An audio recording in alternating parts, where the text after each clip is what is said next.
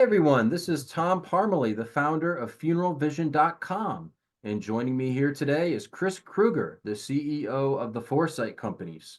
Chris will be one of the keynote speakers at Funeral IQ, which funeralvision.com is hosting with Michael Schimmel and the team at Sympathy Brands.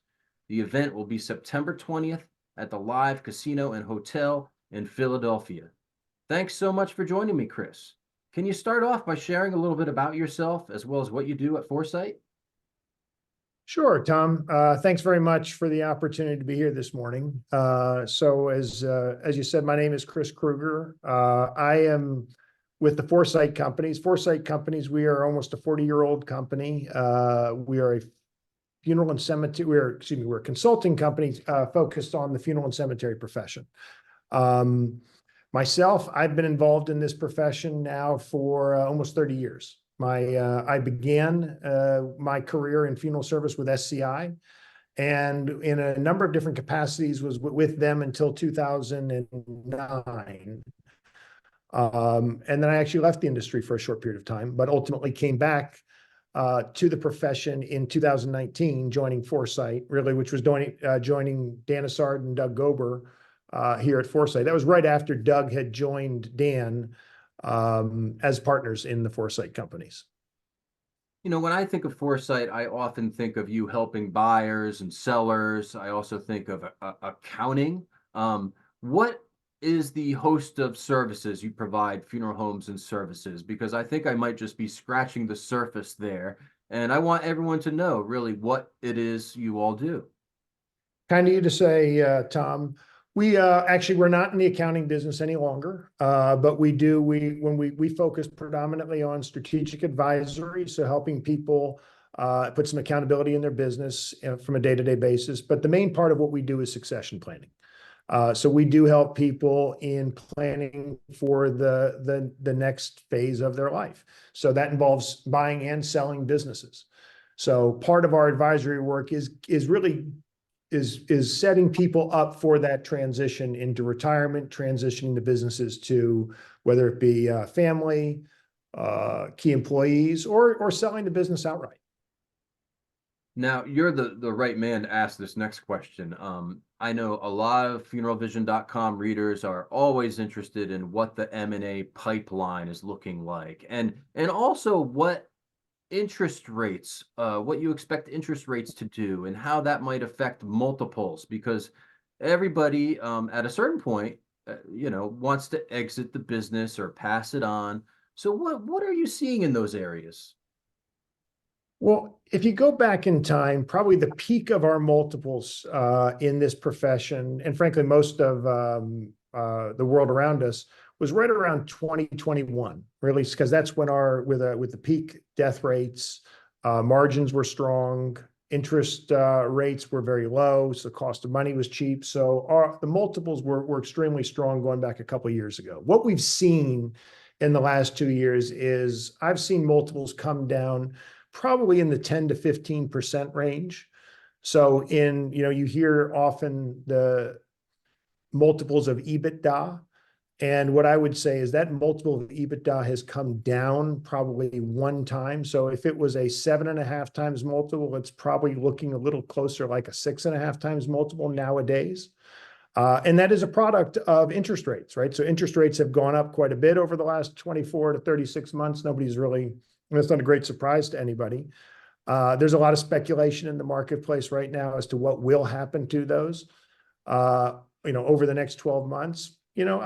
I'm no fortune teller, but I'm not sure that they're going to come down all that much. I know people are really rooting for that to happen, but I think it's going to be pretty stable for a while. Now, that said, I think the outlook for M&A, so to speak, there is a number of really good qualified buyers out there right now. There are a lot of people in a good position to expand, but there's also a lot of people right now looking, at getting out. So it's an active market. There are good qualified buyers, but again, the buyers today are much more disciplined, and they're very focused on businesses that fit their strategy and being responsible and buying them properly too. Now you have the pleasure of working with Doug Gober, who's a partner there at Foresight. I think all of us have a great Doug Gober story to share. Um, do you have anything you want to say about Doug, or any funny story you want to share about Doug? Well, Tom, you're definitely right. It is a blessing to certainly call him my partner. Any of us in this profession, I think everybody's got a Doug Gober story. Mine are far too many to really focus on one. The one thing, we really just got done with Mardi Gras. We'll all get to experience Doug at NFDA this year in New Orleans, in his hometown. But watching Doug really coordinate things, lead, be very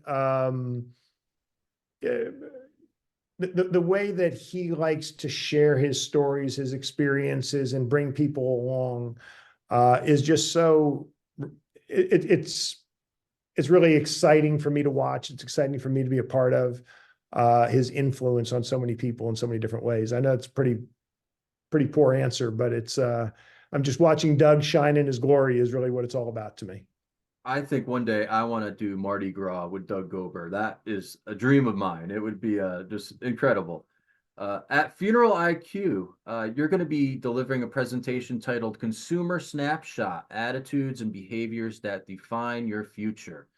You're going to share lots of insights based on a study that you commissioned. Tell us a little bit about your presentation and why you felt conducting that study was so important. Sure. Well, first of all, I think Funeral IQ, Tom, is just going to be such a great conference. Really looking forward to being with you, Michael, Shane, Welton, Dr. Schickman. I think it's just going to be a really great opportunity for this profession. But the study, this is the 5th year that we've done this study. We really began this back in 2020 as COVID was really kicking off. And we've really just taken that forward into really diving into what consumer attitudes and behaviors towards funeral service and memorialization and how they've evolved over time. So we feel it's incredibly important to know where the consumer is going, what they're, what they want, as opposed to what we think, right? I mean, one of the things that we hear all the time is we know our customers, we know our clients. Well, the one thing we know is that with technology and the rate of change today is trying to stay ahead of things is incredibly difficult. And in order to do it, we just feel that using quantitative data and numbers and empirical information that we can use and point to is a real valuable tool for this profession. Now, we don't have time to get into all the details of the study, but is there maybe one or two nuggets or insights from the study that you'd like to highlight, and maybe that can instruct how funeral homes should should act moving forward, or a tweak in their business that they should think about moving forward? Yeah, I think this is the 2nd year in which we've done parallel research in not only polling the consumer for their attitudes or for their opinions, but we also polled the profession. So what did the profession think that the consumer was looking for or what they were aware of? And, one of the things we highlighted last year was a very big divide between those two, meaning what the consumer really knows and what their expectations were versus what we as the profession thought they wanted and were prepared to offer. And there's a pretty big gap there. And I think we've really explored that avenue quite a bit. I think that's one real interesting perspective.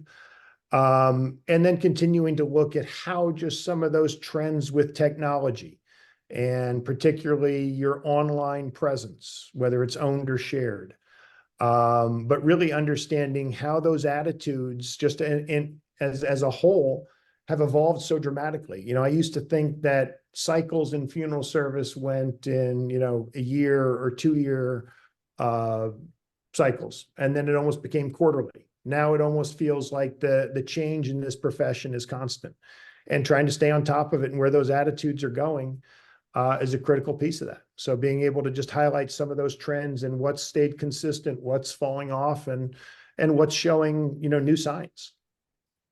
So really trying to highlight that for the profession, I think, is a real exciting piece of what we're going to be able to discuss when we're together. Great. We have some other great speakers lined up at Funeral IQ. Welton Hong, the CEO of Ring Ring Marketing. Shane Pudens, Senior Vice President of Sales and Marketing at Carriage Services. Dr. Amy Schiffman, a hospice care expert. And Michael Schimmel, the CEO of Sympathy Brands. Now, I know this is a bit of a loaded question since all those speakers are great, but is there any one of them in particular that you're really looking forward to hearing from? It is a pretty loaded question, but you put together such a great lineup. It's really going to be exciting. I think I always love listening to to Welton speak, but I'm looking forward to see Michael and see what he has to say. I think he's got a lot of great insights, and it's going to be a great conference. Well, do you have any final thoughts to share, Chris? No, I think it is going to be a great conference. Can't wait to be there with you, Michael, the entire group. And I really am looking forward to a very engaged conversation and a great conference. Well, Chris, thank you so much for being part of the Funeral IQ faculty, which is September 20th at the Live Casino and Hotel in Philadelphia. It's already been approved for 5 CEUs by the Academy of Professional Funeral Service Practice. And if you happen to do business in Pennsylvania, that state has already approved the event for 4 hours. We've applied to New Jersey, Ohio, and various other states as well. So for those of you watching out there, I hope you will check out the program. Consider joining Chris, myself, all the other speakers at Funeral IQ. Visit funeraliq.org or click on the events tab at funeralvision.com to get all the information and details on the event. Thanks again, Chris, so much for joining me today. Thanks very much, Tom.